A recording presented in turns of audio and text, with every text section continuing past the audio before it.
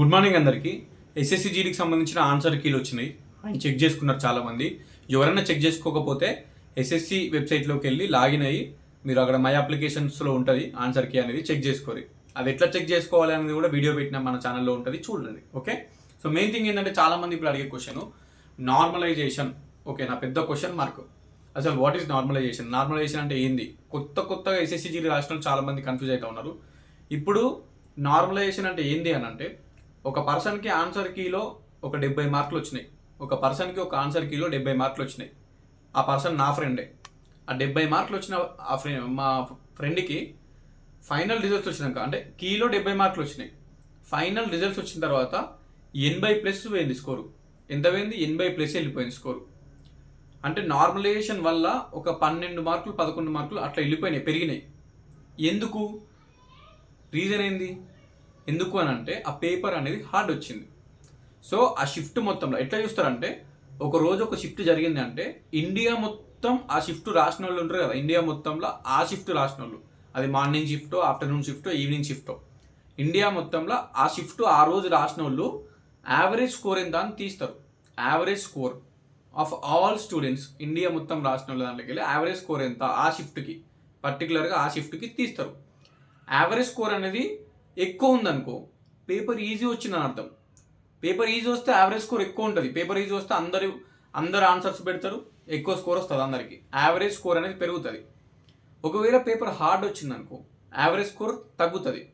ఒక్కొక్క షిఫ్ట్ ఎట్లుంటుంది అంటే, ఇప్పుడు మనకి 160 మార్కులకి ఎగ్జామ్, 80 క్వశ్చన్లకి 160 మార్కుల ఎగ్జామ్. ఒక్కొక్క షిఫ్ట్ యావరేజ్ స్కోరు 90-100 ఉంటుంది. అంటే పేపర్ ఈజీ వచ్చింది, అందరికీ 90-100 స్కోర్ వస్తుంది.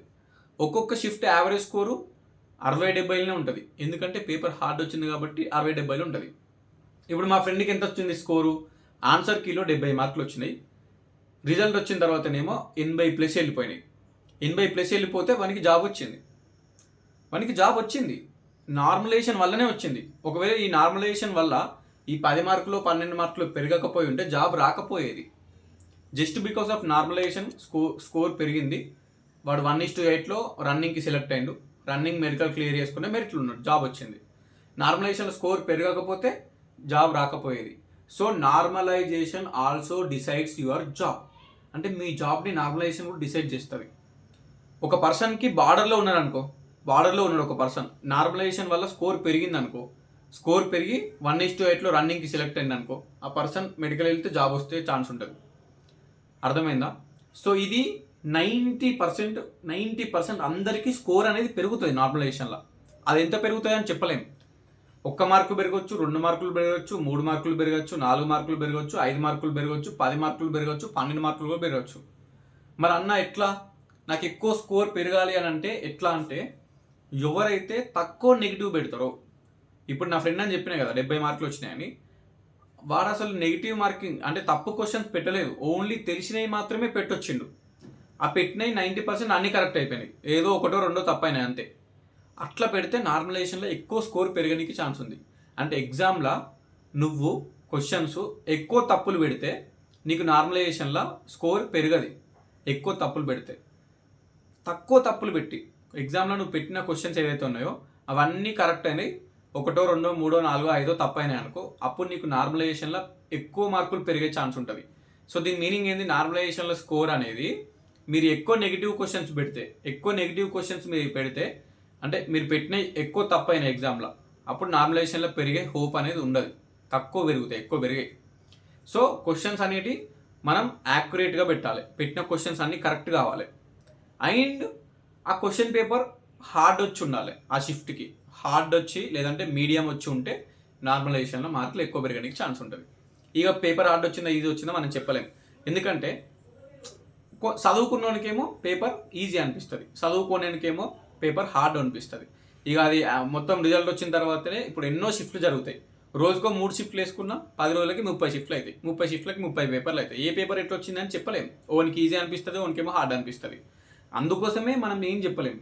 ఫైనల్ రిజల్ట్ వచ్చిన తర్వాతనే తెలుస్తుంది నీ పేపర్ ఈజీ వచ్చిందా హార్డ్ వచ్చిందా, నీకు నార్మలైజేషన్లో పెరిగినాయా తగ్గినాయా అని చెప్పేసి.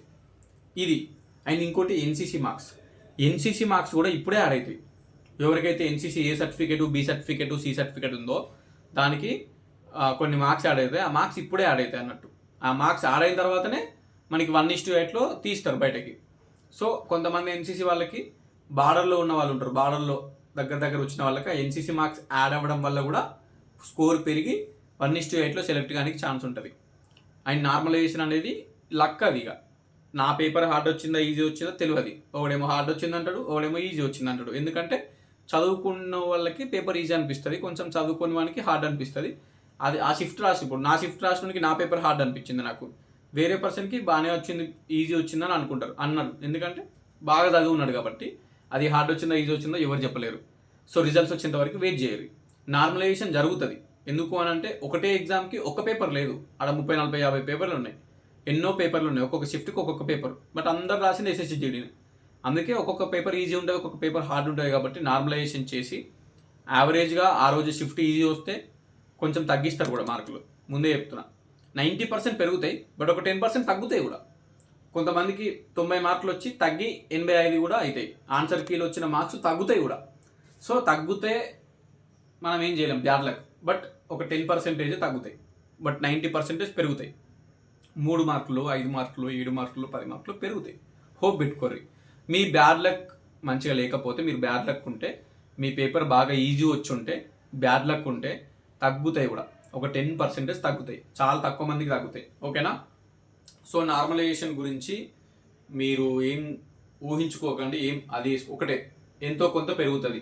అది ఎంత పెరుగుతుందో రిజల్ట్ వచ్చినాక తెలుస్తుంది. బట్ ఏంటంటే కొంతమందికి 10 మార్కులు పెరుగుతుంది, కొంతమందికి 5 మార్కులు పెరుగుతుంది, కొంతమందికి 12 మార్కులు కూడా పెరుగుతుంది. అది లక్కీగా. సో అది రిజల్ట్ వచ్చినాకనే తెలుస్తుంది మీ లక్ ఎట్లుంది అని చెప్పేసి. అప్పటిదాకా వెయిట్ చేయాలి. సో మీకైతే అర్థమైంది కదా, నార్మలైజేషన్లో స్కోర్ పెరగొచ్చు, తగ్గొచ్చు. అది పేపర్ హార్డ్ వచ్చిందా ఈజీ వచ్చిందా ఆ షిఫ్ట్ మొత్తం యావరేజ్గా దాని మీద డిపెండ్ అయి ఉంటుంది. అండ్ మీరు ఎన్ని నెగిటివ్ పెట్టిర్రు, ఎన్ని తప్పులు పెట్టిర్రు, ఎన్ని రైట్లు పెట్టిర్రు, దాని మీద డిపెండ్ అయి ఉంటుంది. సో అది ఇదంతా మనకు తలకాయ నొప్పి. రిజల్ట్ వచ్చిన తర్వాత తెలుస్తుంది. కొన్ని డేస్ వెయిట్ చేయాలి. కీ వచ్చింది కాబట్టి రిజల్ట్స్ కూడా వస్తాయి. అండ్ June 15 to 20 మనకి అబ్జెక్షన్స్ పెట్టుకోనికి ఉంది. కీలో ఏమైనా తప్పులు ఉన్నాయనుకుంటే అబ్జెక్షన్ పెట్టుకోవచ్చు వెబ్సైట్లోనే. సో అలాంటి వారు ఎవరైనా ఉంటే పెట్టండి.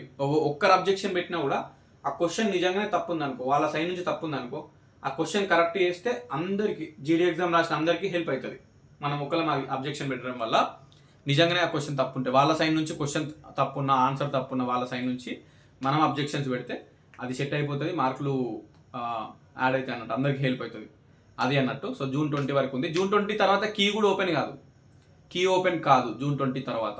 సో June 20 లోపే కీ చూసుకొని మంచిగా ఎన్ని మార్కులు వచ్చినాయి, ఎన్ని తప్పైనా చూసుకోరు. తెలుసు కదా, గ్రీన్ కలర్లో ఉన్నాయన్నీ మనం కరెక్ట్ ఆన్సర్స్ పెట్టినాయి, సో వాటికి మార్క్స్ వస్తాయి.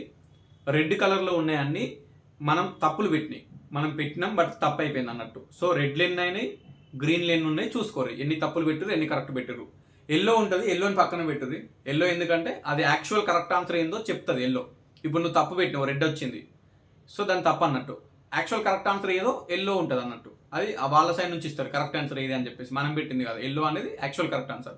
ఒక క్వశ్చన్ మొత్తానికి అటెంప్ట్ చేయాలి, ఆ మొత్తానికి అటెంప్ట్ చేయకుండా ఎల్లో ఉంటుంది. ఆ ఎల్లో ఏంటిదంటే అది కరెక్ట్ ఆన్సర్ అని చెప్తారు అన్నట్టు. వాళ్ళ సైడ్ నుంచి వాళ్ళు చెప్తారు.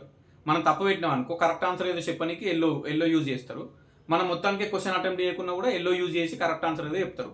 మనం మెయిన్గా ఎల్లోని పక్కన పెట్టి రెడ్ ఎంత ఉంది చూసుకోవాలి, ఎందుకంటే రెడ్లో మనం తప్పు పెట్టినాయి. అండ్ గ్రీన్ ఎన్ని ఉన్నాయి చూసుకోవాలి, గ్రీన్ ఏంటంటే మనం కరెక్ట్ పెట్టినాయి. సో ఇవి కౌంట్ చేసుకోవాలి. అండ్ నెగిటివ్ మార్కింగ్ ఎట్లుంటే తెలిసిందే కదా, 8 తప్పు పెడితే 2 మార్కులు పోతాయి. ఒక క్వశ్చన్ కరెక్ట్ పెడితే 2 మార్కులు వస్తుంది కదా, 8 తప్పు పెడితే 2 మార్కులు పోతాయి. సో ఇది అన్నట్టు మనకి. ఓకేనా? Done. Thank you so much. ఉంటా మరి ఏమైనా డౌట్ ఉంటే కింద కామెంట్ పెట్టరు. మీకు ఇంకేమైనా ఎక్స్ట్రా ఇన్ఫర్మేషన్ తెలిస్తే, నేను ఏమైనా తప్పు చెప్పినా అనుకుంటే, సో ఐఎమ్ సో సారీ, నాకు తెలిసింది నేను చెప్పిన.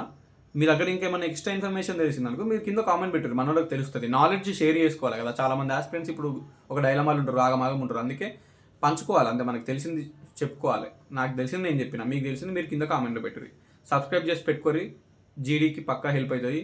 జీడీ అనే కాదు, వేరే సెంట్రల్ గవర్నమెంట్ జాబ్స్ ఏమైనా వస్తా కూడా definitely I will make a video on it. Then thank you so much. ఉంటా మరి, బాయ్, ఆల్ ది బెస్ట్.